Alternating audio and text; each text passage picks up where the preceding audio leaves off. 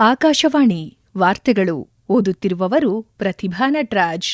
ಮುಖ್ಯಾಂಶಗಳು: petrol diesel ಮೇಲಿನ ಕೇಂದ್ರ ಅಬಕಾರಿ ಸುಂಕ ಪ್ರತಿ ಲೀಟರ್ಗೆ ₹10 ಕಡಿತ.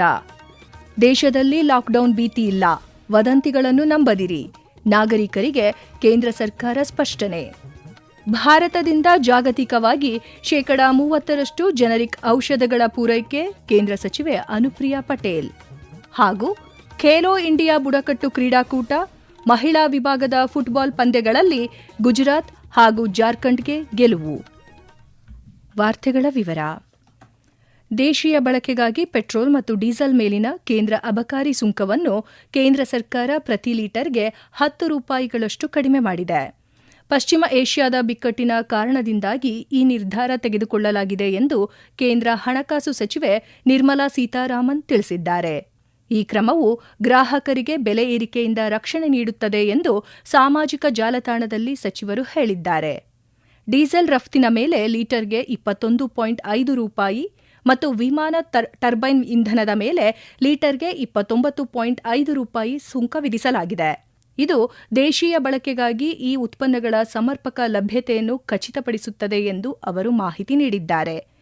ಪ್ರಧಾನಿ ನರೇಂದ್ರ ಮೋದಿ ಅವರ ನೇತೃತ್ವದಲ್ಲಿ ಕೇಂದ್ರ ಸರ್ಕಾರ ಪೂರೈಕೆಯಲ್ಲಿನ ಏರಿಳಿತಗಳು ಮತ್ತು ಅಗತ್ಯ ವಸ್ತುಗಳ ವೆಚ್ಚಗಳಿಂದ ನಾಗರಿಕರನ್ನು ರಕ್ಷಿಸುವುದನ್ನು ಸದಾ ಖಚಿತಪಡಿಸಿದೆ ಎಂದು ಕೇಂದ್ರ ಹಣಕಾಸು ಸಚಿವೆ ನಿರ್ಮಲಾ ಸೀತಾರಾಮನ್ ಹೇಳಿದ್ದಾರೆ. ಕೇಂದ್ರ ಸರ್ಕಾರದ ಈ ಕ್ರಮವನ್ನು ಅನೇಕ ಸಚಿವರು ಶ್ಲಾಘಿಸಿದ್ದಾರೆ. ಭಾರತದಲ್ಲಿ ಲಾಕ್ಡೌನ್ ಬಗ್ಗೆ ಹಬ್ಬಿರುವ ವದಂತಿಗಳು ಸಂಪೂರ್ಣವಾಗಿ ಸುಳ್ಳು ಮತ್ತು ಅಂತಹ ಯಾವುದೇ ಪ್ರಸ್ತಾಪ ಸರ್ಕಾರದ ಪರಿಶೀಲನೆಯಲ್ಲಿಲ್ಲ ಎಂದು ಪೆಟ್ರೋಲಿಯಂ ಮತ್ತು ನೈಸರ್ಗಿಕ ಅನಿಲ ಸಚಿವ ಹರ್ದೀಪ್ ಸಿಂಗ್ ಪುರಿ ಸ್ಪಷ್ಟಪಡಿಸಿದ್ದಾರೆ. ಜಾಗತಿಕ ಪರಿಸ್ಥಿತಿ ಅಸ್ಥಿರವಾಗಿರುವುದರಿಂದ ಸರ್ಕಾರ ಇಂಧನ, ಪೂರೈಕೆ ಸರಪಳಿ ಮತ್ತು ಅಗತ್ಯ ವಸ್ತುಗಳ ವಿಷಯದಲ್ಲಿನ ಬೆಳವಣಿಗೆಗಳನ್ನು ನೈಜ ಸಮಯದಲ್ಲಿ ಸೂಕ್ಷ್ಮವಾಗಿ ಗಮನಿಸುತ್ತಿದೆ ಎಂದು ಸಾಮಾಜಿಕ ಜಾಲತಾಣದಲ್ಲಿ ಅವರು ತಿಳಿಸಿದ್ದಾರೆ.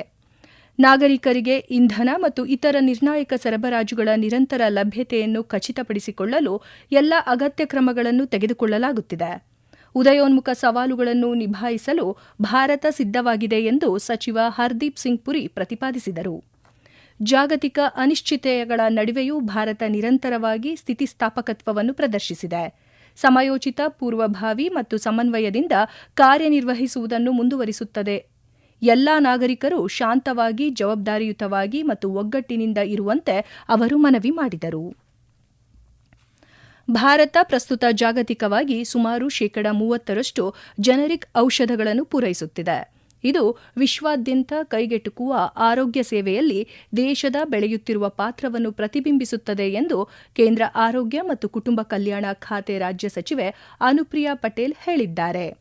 ಲೋಕಸಭೆಯಲ್ಲಿಂದು ಪೂರಕ ಪ್ರಶ್ನೆಯೊಂದಕ್ಕೆ ಉತ್ತರಿಸಿದ ಸಚಿವರು, ಭಾರತ ಜನರಿಕ್ ಔಷಧಗಳ ಅತಿದೊಡ್ಡ ತಯಾರಕ ಮತ್ತು ರಫ್ತುದಾರನಾಗಿ ಉಳಿದಿದೆ. ಸರ್ಕಾರ ದೇಶದಲ್ಲಿ ಜನರಿಕ್ ಔಷಧಗಳ ಬಳಕೆಯನ್ನು ಹೆಚ್ಚಿಸುವ ನಿಟ್ಟಿನಲ್ಲಿ ಕೆಲಸ ಮಾಡುತ್ತಿದೆ. ಇದರಿಂದಾಗಿ ನಾಗರಿಕರಿಗೆ ಕೈಗೆಟುಕುವ ದರದಲ್ಲಿ ಔಷಧಗಳು ಲಭ್ಯವಾಗುತ್ತಿವೆ ಎಂದು ವಿವರಿಸಿದರು. ಭಾರತೀಯ ವೈದ್ಯಕೀಯ ಮಂಡಳಿ ನಿಯಮಗಳು 2000 ಅಡಿಯಲ್ಲಿ ಎಲ್ಲಾ ನೋಂದಾಯಿತ ವೈದ್ಯರು ಜನರಿಕ್ ಔಷಧಗಳನ್ನು ಶಿಫಾರಸು ಮಾಡುವುದು ಕಡ್ಡಾಯವಾಗಿದೆ ಎಂದು ಅವರು ಸ್ಪಷ್ಟಪಡಿಸಿದರು. ವೈದ್ಯರು ಜನರಿಕ್ ಔಷಧಗಳನ್ನು ಶಿಫಾರಸು ಮಾಡುವಂತೆ ಸ್ಪಷ್ಟ ನಿಯಮಗಳನ್ನು ಸರ್ಕಾರ ಜಾರಿಗೆ ತಂದಿದೆ. ಸಾರ್ವಜನಿಕ ಆರೋಗ್ಯ ಸೌಲಭ್ಯಗಳು ಲಭ್ಯವಾಗುವ ನಿಟ್ಟಿನಲ್ಲಿ ರಾಜ್ಯ ಸರ್ಕಾರಗಳೊಂದಿಗೆ ಕೆಲಸ ಮಾಡುತ್ತಿದೆ. ಈ ವಿಷಯದ ಬಗ್ಗೆ ರಾಜ್ಯಗಳೊಂದಿಗೆ ಕೇಂದ್ರ ಸರ್ಕಾರ ನಿರಂತರ ಸಂಪರ್ಕದಲ್ಲಿದೆ ಎಂದು ಸಚಿವೆ ಅನುಪ್ರಿಯಾ ಪಟೇಲ್ ತಿಳಿಸಿದ್ದಾರೆ. ದೇಶದಲ್ಲಿ ಕಳೆದ ದಶಕದಲ್ಲಿ ದೇಶೀಯ ಯೂರಿಯಾ ಉತ್ಪಾದನೆಯು 230 ಲಕ್ಷ ಮೆಟ್ರಿಕ್ ಟನ್ಗಳಿಂದ 315 ಲಕ್ಷ ಮೆಟ್ರಿಕ್ ಟನ್ಗಳಿಗೆ ಗಮನಾರ್ಹವಾಗಿ ಹೆಚ್ಚಳವಾಗಿದೆ ಎಂದು ಕೇಂದ್ರ ರಾಸಾಯನಿಕ ಮತ್ತು ರಸಗೊಬ್ಬರ ಸಚಿವ ಜೆಪಿ ನಡ್ಡಾ ತಿಳಿಸಿದ್ದಾರೆ. ಲೋಕಸಭೆಯಲ್ಲಿಂದು ಪ್ರಶ್ನೆಯೊಂದಕ್ಕೆ ಉತ್ತರಿಸಿದ ಸಚಿವರು, ಯೂರಿಯಾ ಉತ್ಪಾದನೆಯನ್ನು ಹೆಚ್ಚಿಸಲು 2014ರಿಂದ ಗೋರಖ್ಪುರ್, ಸಿಂದ್ರಿ, ಬರೌನಿ, ರಾಮಗುಂಡಂ ಮತ್ತು ಪನಾಗಡ ಸೇರಿದಂತೆ ವಿವಿಧ ಸ್ಥಳಗಳಲ್ಲಿ ಹೊಸ ರಸಗೊಬ್ಬರ ಘಟಕಗಳನ್ನು ಸ್ಥಾಪಿಸಲಾಗಿದೆ ಎಂದು ಹೇಳಿದರು. ಸ್ಥಿರ ಆಮದುಗಳನ್ನು ಖಚಿತಪಡಿಸಿಕೊಳ್ಳಲು ಜೋರ್ಡಾನ್, ಮೊರಾಕೊ, ಸೌದಿ ಅರೇಬಿಯಾ ಮತ್ತು ಒಮನ್ ಸೇರಿದಂತೆ ವಿವಿಧ ದೇಶಗಳೊಂದಿಗೆ ದೀರ್ಘಾವಧಿ ಒಪ್ಪಂದಗಳ ಮೂಲಕ ಭಾರತ ತನ್ನ ರಸಗೊಬ್ಬರ ಪೂರೈಕೆ ಸರಪಳಿಯನ್ನು ಬಲಪಡಿಸುತ್ತಿದೆ ಎಂದು ಸಚಿವರು ವಿವರಿಸಿದರು. ಮುಂಗಾರು ಋತುವಿಗೆ ದೇಶದಲ್ಲಿ ಸಾಕಷ್ಟು ರಸಗೊಬ್ಬರ ದಾಸ್ತಾನಿದೆ.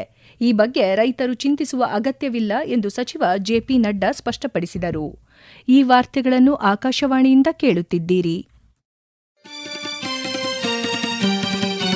ನಮ್ಮ ಎಲ್ಲಾ ರಾಷ್ಟ್ರೀಯ ವಾರ್ತೆಗಳು ಹಾಗೂ ಪ್ರದೇಶ ಸಮಾಚಾರ ಈಗ ಆಕಾಶವಾಣಿ ನ್ಯೂಸ್ ಕನ್ನಡ ಯೂಟ್ಯೂಬ್ ಚಾನೆಲ್ನಲ್ಲಿ ಲಭ್ಯ. ನಮ್ಮ ಎಕ್ಸ್ ಖಾತೆ ಮತ್ತು ಇನ್ಸ್ಟಾಗ್ರಾಂ ಖಾತೆ ಆಕಾಶವಾಣಿ ನ್ಯೂಸ್ ಕನ್ನಡ. ಹೆಚ್ಚಿನ ಮಾಹಿತಿಗಾಗಿ ನಮ್ಮ ಫೇಸ್ಬುಕ್ ಖಾತೆ ಆಕಾಶವಾಣಿ ವಾರ್ತೆ ಕನ್ನಡವನ್ನು ಅನುಸರಿಸಿ. ಮಾಹಿತಿಯ ಹೂರಣ ವಾರದ ಕಾರ್ಯಕ್ರಮ ಪ್ರಚಲಿತ ವಿದ್ಯಮಾನ ಪ್ರತಿ ಬುಧವಾರ 9:15. ಪಶ್ಚಿಮ ಏಷ್ಯಾದ ಸಂಘರ್ಷದ ಕುರಿತು ರಾಜ್ಯಗಳ ಸಿದ್ಧತೆ ಮತ್ತು ಯೋಜನೆಗಳನ್ನು ಪರಿಶೀಲಿಸಲು ಪ್ರಧಾನಿ ನರೇಂದ್ರ ಮೋದಿ ಇಂದು ಸಂಜೆ ಎಲ್ಲಾ ರಾಜ್ಯಗಳ ಮುಖ್ಯಮಂತ್ರಿಗಳೊಂದಿಗೆ ವಿಡಿಯೋ ಕಾನ್ಫರೆನ್ಸ್ ಮೂಲಕ ಸಮಾಲೋಚನೆ ನಡೆಸಲಿದ್ದಾರೆ. ಪಶ್ಚಿಮ ಏಷ್ಯಾ ಸಂಘರ್ಷದ ಹಿನ್ನೆಲೆಯಲ್ಲಿ ಪರಿಸ್ಥಿತಿಯನ್ನು ಸಂಘಟನಾತ್ಮಕವಾಗಿ ನಿಭಾಯಿಸಲು ಕೈಗೊಳ್ಳಬೇಕಾದ ಪೂರ್ವ ಸಿದ್ಧತೆಗಳು ಹಾಗೂ ಕಾರ್ಯಯೋಜನೆಗಳ ಬಗ್ಗೆ ಸಭೆಯಲ್ಲಿ ಚರ್ಚೆಯಾಗುವ ನಿರೀಕ್ಷೆಗಳಿವೆ.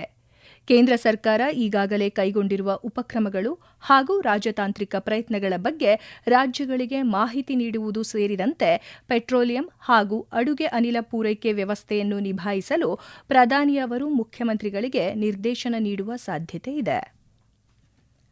ಆರ್ಥಿಕ ಸಹಕಾರ ಮತ್ತು ಅಭಿವೃದ್ಧಿ ಸಂಸ್ಥೆಯು ಭಾರತದ ಜಿಡಿಪಿ ಬೆಳವಣಿಗೆ ದರವನ್ನು 2025-26ಕ್ಕೆ ಶೇಕಡಾ 7.6, 2026-27ಕ್ಕೆ ಶೇಕಡಾ 6.1 ಮತ್ತು 2027-28ಕ್ಕೆ ಶೇಕಡಾ 6.4 ಎಂದು ಅಂದಾಜಿಸಿದೆ. ಭಾರತ ವಿಶ್ವದ ಅತ್ಯಂತ ವೇಗವಾಗಿ ಬೆಳೆಯುತ್ತಿರುವ ಪ್ರಮುಖ ಆರ್ಥಿಕತೆಯಾಗಿ ಉಳಿದಿದೆ. ಪಶ್ಚಿಮ ಏಷ್ಯಾದಲ್ಲಿನ ಬಿಕ್ಕಟ್ಟು ಜಾಗತಿಕ ಆರ್ಥಿಕತೆಯ ಮೇಲೆ ಪರಿಣಾಮ ಬೀರುವ ಸಾಧ್ಯತೆ ಇದೆ. ಹಾರ್ಮುಜ್ ಜಲಸಂಧಿಯ ಮೂಲಕ ಸಾಗಣೆ ಸ್ಥಗಿತಗೊಳಿಸಿರುವುದು ಹಾಗೂ ಕೆಲವು ಇಂಧನ ಮೂಲಸೌಕರ್ಯಗಳನ್ನು ಬಂದ್ ಮಾಡಿರುವುದು ಮತ್ತು ಕೆಲವು ಇಂಧನ ಮೂಲಸೌಕರ್ಯಗಳಿಗೆ ಆಗಿರುವ ಹಾನಿಯು ಇಂಧನ ಬೆಲೆಗಳಲ್ಲಿ ಏರಿಕೆಗೆ ಕಾರಣವಾಗಿದೆ. ಅಲ್ಲದೆ ರಸಗೊಬ್ಬರಗಳಂತಹ ಇತರ ಪ್ರಮುಖ ಸರಕುಗಳ ಜಾಗತಿಕ ಪೂರೈಕೆಯನ್ನು ಅಡ್ಡಿಪಡಿಸಿದೆ ಎಂದು ವರದಿ ತಿಳಿಸಿದೆ. ಜಾಗತಿಕ ಜಿಡಿಪಿ ಬೆಳವಣಿಗೆಯು 2026ರಲ್ಲಿ ಶೇಕಡಾ 2.9ರಷ್ಟು ಸ್ಥಿರವಾಗಿರುತ್ತದೆ ಮತ್ತು 2027ರಲ್ಲಿ ಇದು ಶೇಕಡಾ 3ಕ್ಕೆ ತಲುಪಲಿದೆ ಎಂದು ಅಂದಾಜಿಸಲಾಗಿದೆ. ರಾಷ್ಟ್ರೀಯ ಸ್ವತಂತ್ರ ಪಕ್ಷ ಆರ್ಎಸ್ಪಿ ನಾಯಕ ಬಾಲೇಂದ್ರ ಶಾ ಅವರು ಇಂದು ನೇಪಾಳದ ಪ್ರಧಾನಿಯಾಗಿ ಪ್ರಮಾಣವಚನ ಸ್ವೀಕರಿಸಿದ್ದಾರೆ. ಈ ಮೂಲಕ ಅವರು ನೇಪಾಳದ ಅತ್ಯಂತ ಕಿರಿಯ ಚುನಾಯಿತ ಪ್ರಧಾನಿಯಾಗಿದ್ದಾರೆ. ಕಠ್ಮಂಡುವಿನ ಶೀತಲ್ ನಿವಾಸ್ನಲ್ಲಿರುವ ಅಧ್ಯಕ್ಷರ ಕಚೇರಿಯಲ್ಲಿ ನಡೆದ ಪ್ರಮಾಣವಚನ ಸ್ವೀಕಾರ ಸಮಾರಂಭದಲ್ಲಿ ನೇಪಾಳ ಅಧ್ಯಕ್ಷರು ಬಾಲೇಂದ್ರ ಶಾ ಅವರಿಗೆ ಪ್ರಮಾಣವಚನ ಬೋಧಿಸಿದರು. ಬಾಲೇಂದ್ರ ಶಾ ಅವರು ನಿನ್ನೆ ಆರ್ಎಸ್ಪಿ ಸಂಸದೀಯ ಪಕ್ಷದ ನಾಯಕರಾಗಿ ಆಯ್ಕೆಯಾದರು. ಮಾರ್ಚ್ 5ರಂದು ನಡೆದ ನೇಪಾಳ ಸಂಸತ್ ಚುನಾವಣೆಯಲ್ಲಿ ಆರ್ಎಸ್ಪಿ ಭರ್ಜರಿ ಜಯ ಸಾಧಿಸಿತು. ಛತ್ತೀಸ್ಗಢದಲ್ಲಿ ನಡೆಯುತ್ತಿರುವ ಖೇಲೋ ಇಂಡಿಯಾ ಬುಡಕಟ್ಟು ಕ್ರೀಡಾಕೂಟದ 3ನೇ ದಿನವಾದ ಇಂದು ರಾಯ್ಪುರದಲ್ಲಿ ಈಜು, ವೇಟ್ ಲಿಫ್ಟಿಂಗ್, ಕುಸ್ತಿ, ಹಾಕಿ ಮತ್ತು ಫುಟ್ಬಾಲ್ ಸ್ಪರ್ಧೆಗಳು ನಡೆಯುತ್ತಿವೆ. ಇಂದು ಬೆಳಗ್ಗೆ ನಡೆದ ಮಹಿಳಾ ವಿಭಾಗದ ಫುಟ್ಬಾಲ್ ಪಂದ್ಯಗಳಲ್ಲಿ ಜಾರ್ಖಂಡ್ ತಂಡವು ಅಸ್ಸಾಂ ತಂಡವನ್ನು 9 ಗೋಲುಗಳಿಂದ ಪರಾಭವಗೊಳಿಸಿತು. ಮತ್ತೊಂದು ಪಂದ್ಯದಲ್ಲಿ ಗುಜರಾತ್ ತಂಡ ಆಂಧ್ರಪ್ರದೇಶದ ವಿರುದ್ಧ 25 ಗೋಲುಗಳನ್ನು ಗಳಿಸಿ ಪ್ರಬಲ ಜಯ ಸಾಧಿಸಿತು. ಖೇಲೋ ಇಂಡಿಯಾ ಬುಡಕಟ್ಟು ಕ್ರೀಡಾಕೂಟವು ಇದೇ 25ರಂದು ಛತ್ತೀಸ್ಗಢದಲ್ಲಿ ಪ್ರಾರಂಭವಾಯಿತು ಮತ್ತು ಏಪ್ರಿಲ್ 3ರವರೆಗೆ ಮುಂದುವರಿಯುತ್ತದೆ. 30 ರಾಜ್ಯಗಳು ಮತ್ತು ಕೇಂದ್ರಾಡಳಿತ ಪ್ರದೇಶಗಳಿಂದ 3,000ಕ್ಕೂ ಹೆಚ್ಚು ಕ್ರೀಡಾಪಟುಗಳು ಈ ಕ್ರೀಡಾಕೂಟದಲ್ಲಿ ಭಾಗವಹಿಸಲಿದ್ದಾರೆ. ಬಿಲ್ಲುಗಾರಿಕೆ, ಅಥ್ಲೆಟಿಕ್ಸ್, ಫುಟ್ಬಾಲ್, ಹಾಕಿ, ಈಜು, ಭಾರ ಎತ್ತುವ ಸ್ಪರ್ಧೆ ಮತ್ತು ಕುಸ್ತಿ ಎಂಬ 7 ವಿಭಾಗಗಳಲ್ಲಿ ಸ್ಪರ್ಧೆಗಳು ನಡೆಯುತ್ತಿದ್ದು, ಮಲ್ಲಕಂಬ ಮತ್ತು ಕಬಡ್ಡಿಯನ್ನು ಪ್ರದರ್ಶನ ಕ್ರೀಡೆಗಳಾಗಿ ಸೇರಿಸಲಾಗಿದೆ. ಈ ಕ್ರೀಡಾಕೂಟಗಳು ರಾಯ್ಪುರ್, ಬಸ್ತರ್ ಮತ್ತು ಸುರ್ಗುಜಾದಲ್ಲಿ ನಡೆಯುತ್ತಿವೆ. ಕೊನೆಯಲ್ಲಿ ಮತ್ತೊಮ್ಮೆ ಮುಖ್ಯಾಂಶಗಳು. ಪೆಟ್ರೋಲ್, ಡೀಸೆಲ್ ಮೇಲಿನ ಕೇಂದ್ರ ಅಬಕಾರಿ ಸುಂಕ ಪ್ರತಿ ಲೀಟರ್ಗೆ 10 ರೂಪಾಯಿ ಕಡಿತ. ದೇಶದಲ್ಲಿ ಲಾಕ್ಡೌನ್ ಭೀತಿ ಇಲ್ಲ, ವದಂತಿಗಳನ್ನು ನಂಬದಿರಿ. ನಾಗರಿಕರಿಗೆ ಕೇಂದ್ರ ಸರ್ಕಾರ ಸ್ಪಷ್ಟನೆ. ಭಾರತದಿಂದ ಜಾಗತಿಕವಾಗಿ ಶೇಕಡಾ 30ರಷ್ಟು ಜನರಿಕ್ ಔಷಧಗಳ ಪೂರೈಕೆ, ಕೇಂದ್ರ ಸಚಿವೆ ಅನುಪ್ರಿಯಾ ಪಟೇಲ್. ಹಾಗೂ ಖೇಲೋ ಇಂಡಿಯಾ ಬುಡಕಟ್ಟು ಕ್ರೀಡಾಕೂಟ, ಮಹಿಳಾ ವಿಭಾಗದ ಫುಟ್ಬಾಲ್ ಪಂದ್ಯಗಳಲ್ಲಿ ಗುಜರಾತ್ ಹಾಗೂ ಜಾರ್ಖಂಡ್ಗೆ ಗೆಲುವು.